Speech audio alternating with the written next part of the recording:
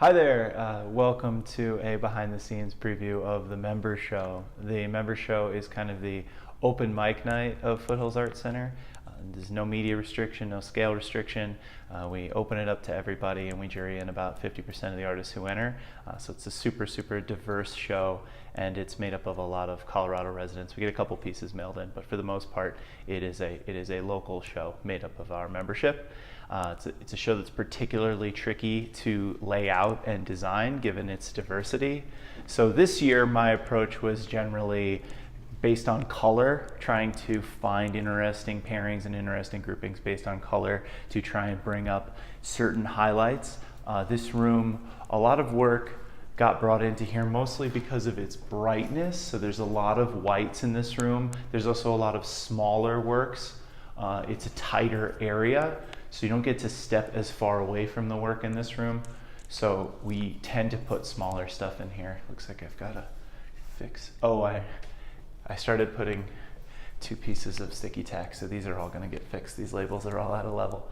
But we've got a lot of whites, white on white, white on white, just nothing too competitive with each other. And that's kind of the trick to doing something like this. You want all of the work to balance out each other rather than competing. In a perfect scenario, works help bring out color in one another. So this wall is a great example of that. There's tiny little bits of orange on the far end in that little girl.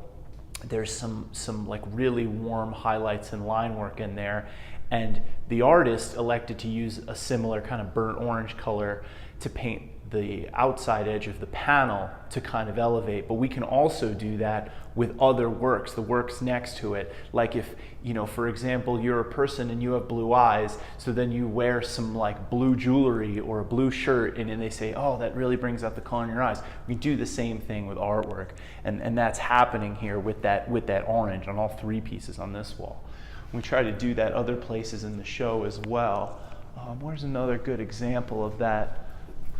I think this wall is pretty interesting for that as well.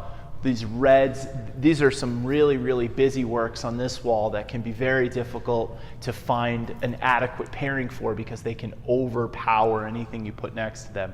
So you have to find equally like visually heavy things to match it up with. So reds and really high contrast red and blacks.